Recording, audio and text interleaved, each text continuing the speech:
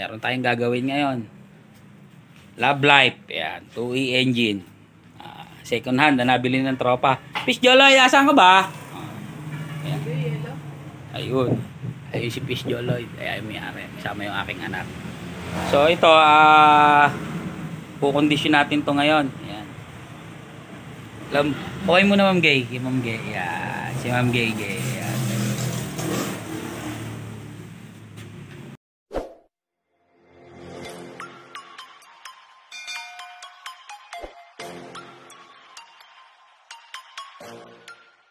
Ito tropa yung makina niya.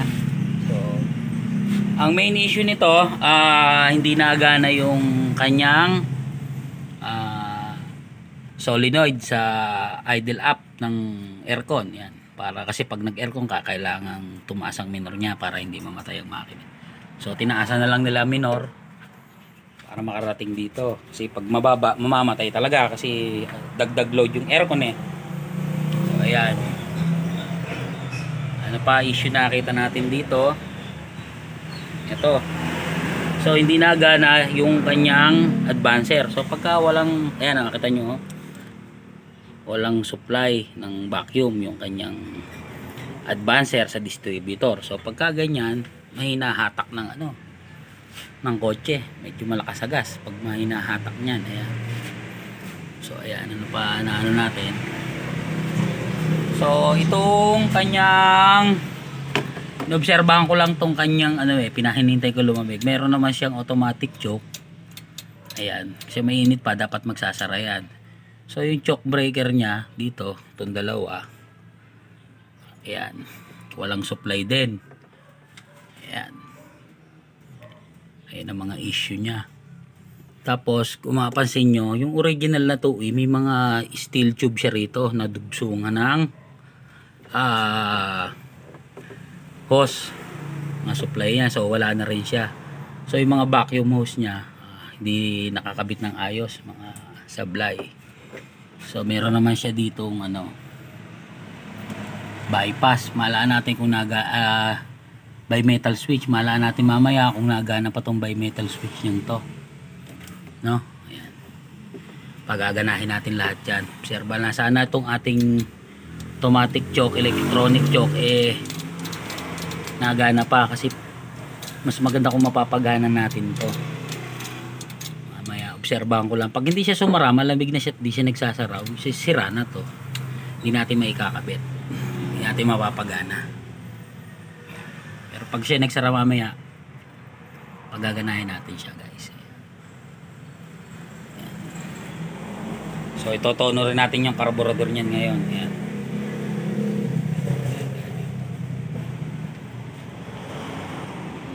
Ayan guys, pina-under na natin, no. Pakita ko lang sa inyo under niya, ayan. Tapos yung parang siya, mahina yung acceleration. Sige, ano yung aircon? Papa-under natin yung aircon. Ayan, tingnan nyo guys. Ayan, nakikita yung aircon niya, compressor. So parang nababa minor niya. Imbis na tumaas, bumababa. Patayin mo please aircon. Ayan. Ayan, pagpatay ang aircon nataas. Ayan. Sabi hindi nagana yung ganito tropa pagta-troubleshoot niyan. Ha? So ito yung idle up. Dapat siya tutulak dito para umano siyang ganon. Tumaas siya. Ngayon, yung pinaka-supply ng aircon, ito, diba? So ikakabit natin to ngayon dito. Kailangan may supply yan, namamatay siya. Ibig sabihin may supply yon. So ang kabit ng ang supply niyan sa intake, yung may pagtanggal nyo ng hose, may higop agad yung bababa minor. Ibig sabihin yun yung may supply na agad, no? Huwag sa ported. Yung ported kasi kung kailan ka dumiisa ka lang hihigop. So, dapat pag in-aircon yan, papalo to kasi magsusuplayan ng kuryente yun sa idle up. Papalo to yan noon. Face aircon, ayun. So hindi siya napalo, ibig sabihin hindi nagana yon. Either switch yon or yung idle up solenoid na, no? So ayun, na-check ko na kanina, na-tester ko na yun. Pag in-aircon may supply yung wire. So hindi ko lang na-video kanina. Pero pag gano'n, supply muna. Pagka supply, pag pagbabaliktad rin nyo, pinagbaliktad ko na rin nyo, baka may baliktaran kasi yan eh. Dapat yan papalo, no? So para ma-check naman tong diaphragm kung nagana, gagawin nyo lang, hugutin nyo, irekta nyo na lang yung hose na galing sa ito. Gaya nito, hugutin ko to. Yan, may supply to eh. Yan. Ay, namatay kasi may supply nga, mamamatay talaga. Please start. Okay. Pag inirekta ko to, dapat aangat siya. Tingnan nyo. Ayun, gumagalaw siya. Nirerekta ko, gumagalaw. Ibig sabihin, buo to. Buo. Nakarekta kasi yan guys eh. Oh. Buo yan. Pag inano ko, nagalaw. Tingnan nyo may. Buo yung diaphragm. So, hindi lang siya nataas kasi yung may adjustment pa to rito eh. I-adjust ko rito ha. Tingnan nyo. Ayan, ganyan dapat yan. Lagay, re-recta ko. Ayun, tumataas siya. Kasi in-adjust ko na, gumagalaw na siya. Ayun. Nire-recta ko kasi yung hose. So, ang problema natin doon, bibili tayo nito, papalitan natin. Okay guys. Yun ang main issue nito. So, bibili na rin tayo mga hose. Ganun tropa pag check ng idle up. Ayan o. Tinan nyo to, babaliin ko to, ano yung idle up, bababa. Yun. Pinali ko yung hose. Ibitawan ko. Kasi yung buto. Ang sira, yung nagko-control. Dahil yung pagta-troubleshoot, unti-unti lang, wag palit ng palit. So, tataguntunin nyo kung saan ang gagaling. Isa yung hose, may singaw lang. Ito talaga sira niyan guys. Bibili tayo nito, papalitan natin. Sige, face, patay.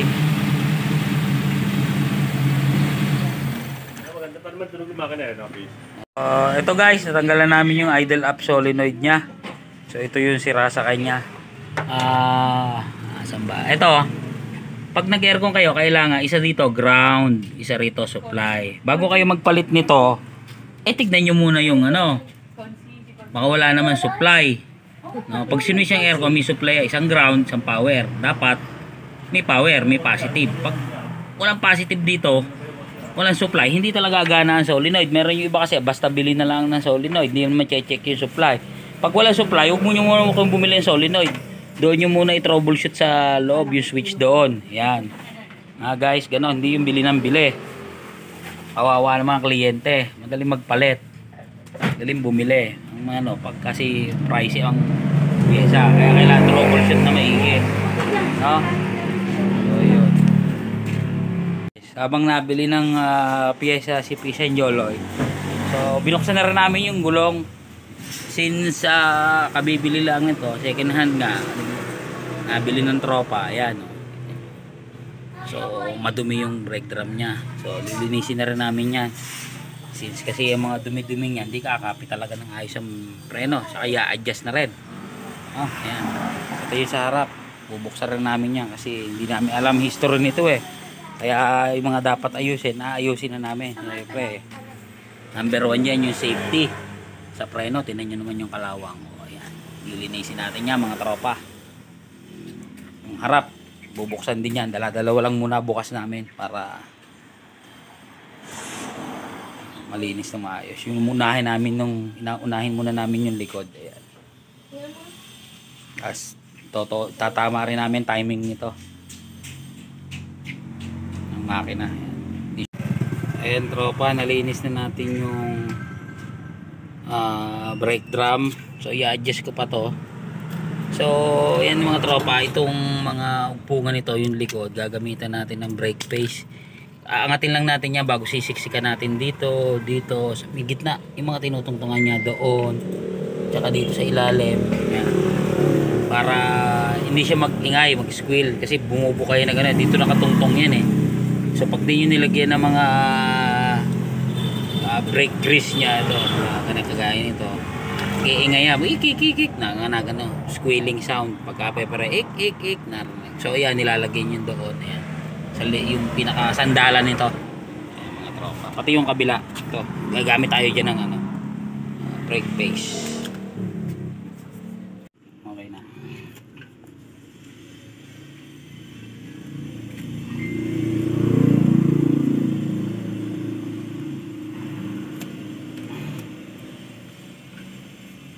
So yung tropa, sisiksik natin yung doon.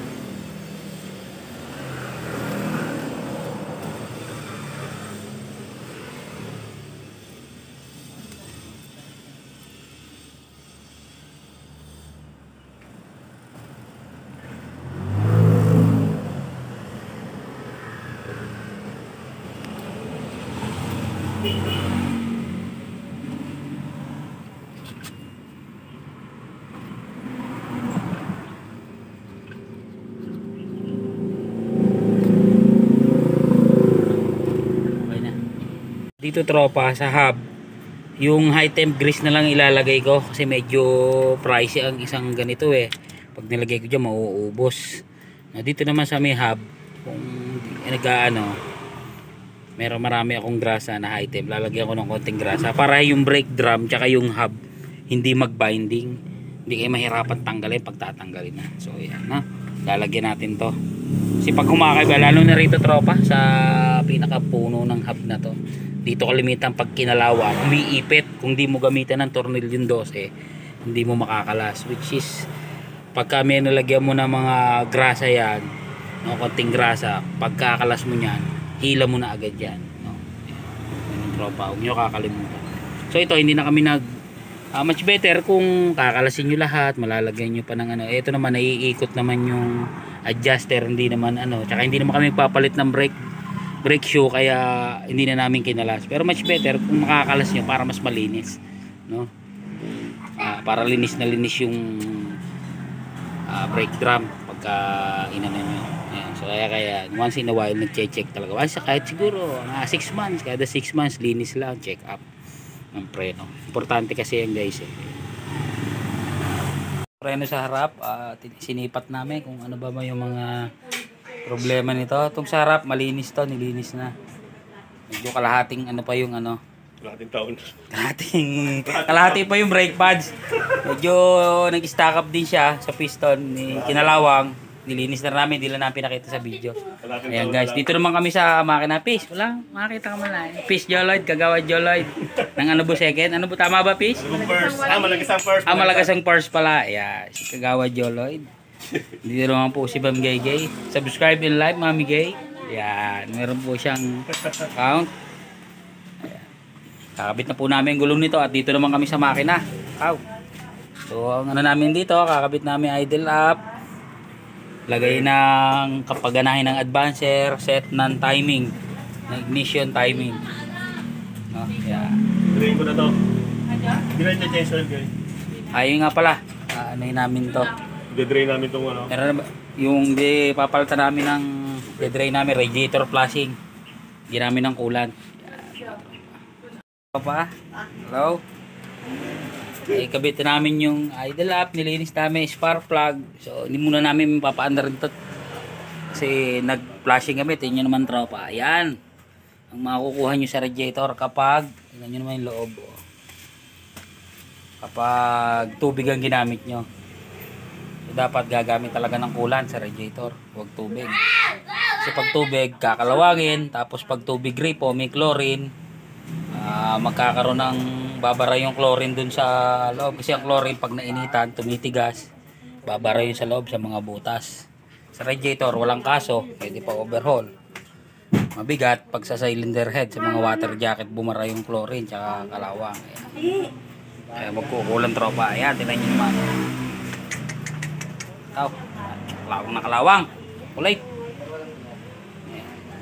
I-dry pa namin ng isa to. Ayan mga tropa. So i-dry namin 2 beses. Ganon pa rin. Napakadumi pa rin. So sobra dumi. Nag-decide kami na gumamit na ng radiator flush para talaga masagad yung So ito naman may instruction dito kung paano gamitin. Ano niya, ihahalo nyo lang to rito. No. Kalimitan niya 15 minutes. Paandarin nyo lang, naka-idle siya 15 minutes. Ihahalo nyo lang doon sa tubig. So pag nag-flashing kayo guys, huwag na kayong baka ang pang pa-flashing nyo pa coolant. Tubig na lang sa gripo. Pagka huwag na yung mineral water at nako, magastos yun. Baka mineral water pa. Aluhuli na yung coolant, kung coolant ang gagamit ang pagkatapos So isasalin muna namin to rito. At Peace, isalin mo nga yan sa makakita ka naman sa video. Ayan po si Kagawad Joloy. Isasalin na po ng radiator flush para po malinis yun. So bago yung radiator guys, bago siya. Nakita nyo naman kumayat yung mga so masayang, masisira lang kung hindi maaagapan. Ayan. Kaya huwag tayong gagamit ng tubig guys sa radiator. Coolant lang dapat. Suka. Para suka. I-idle muna namin to Hindi namin. Guys, ina-dry namin. Pantatlong dry na to. Yung pantatlo meron ng meron ng radiator flush pero madumi pa rin So babalawan pa rin namin to guys. Ang 4 hanggat hindi naputi yan, hindi namin titigilan yan.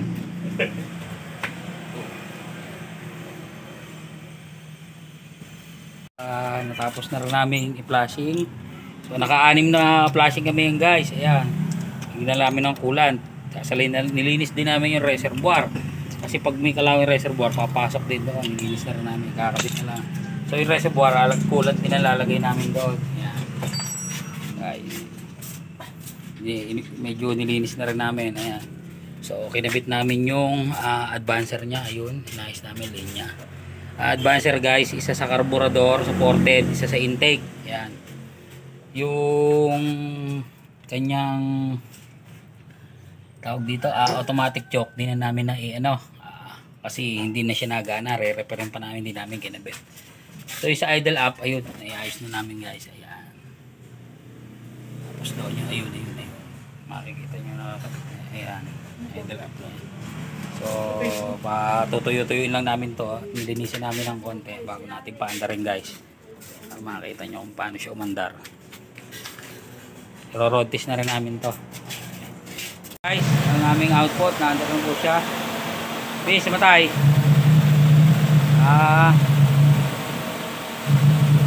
Hindi narinig nyo po maingay, tambucho niya yan.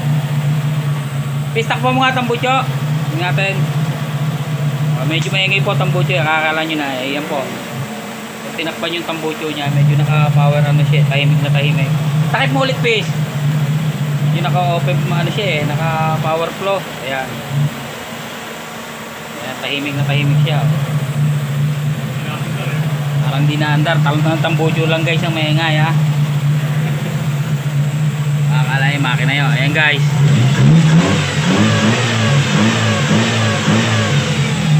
ayan po guys, output namin ngayon 2E pero tunog 4 AGE. Ayan guys, ayan guys, pakita ko sa inyo na paano nagana yung idle up natin. Ayan, medyo indicate So ayun yung idle up natin yung sa diaphragm. Peace, mo nga aircon mo para makita nila nagalaw.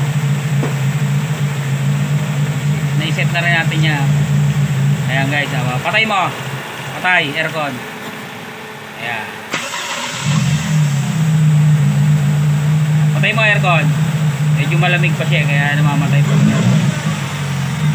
Aircon mo. Ayan guys. Nababa siya. Oh, patay aircon. Ayun, nagalaw. Medyo kanina guys namatay kasi medyo malamig pa siya. Kaya pag in-aircon mo na ano, sinugasan namin lumamig. Pero okay na, nagana na yung kanyang.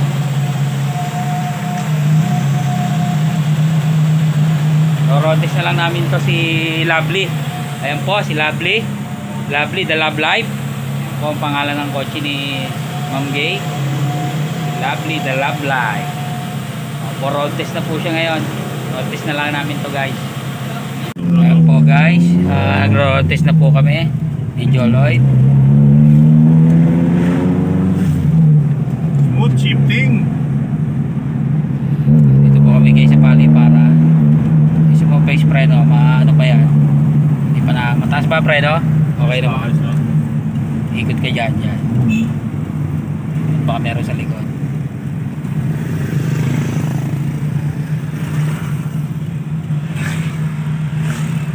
Meron sa kabila yan.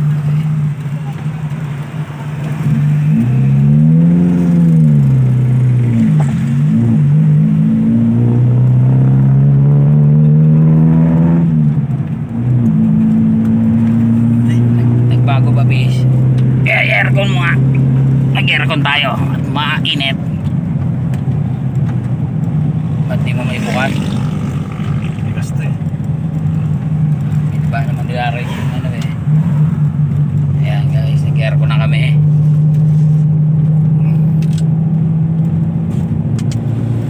Napakalakas naman. Tama lang, masyado magina. Gusto lang.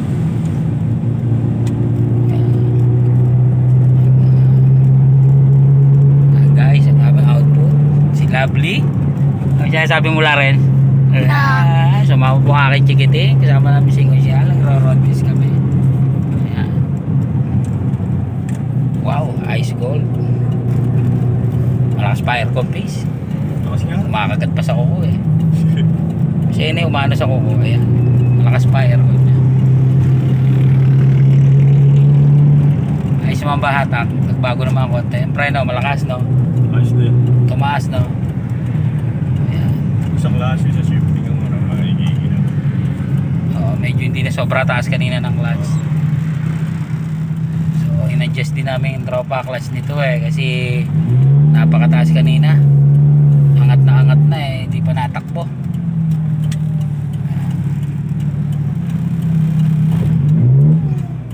Guys, ito na po kami. Ayan. Ulit kami sa garahe. Kasama ko si Kagawad Joloid. Ayan. Mag-road-test na kami guys. Ayan guys, output namin. Sana may natutunan kayo. Ito si Lovely, the Love Live. Subscribe and like, Sir Mark Garage. Kaya, kaway mo na. Ayan. Si Ma'am Gay. Ayan. Oh, Ma'am Gay. Ayan. Pupuno-punasan muna ni Epis Joloid ang kanyang Toyota Corolla Love Live.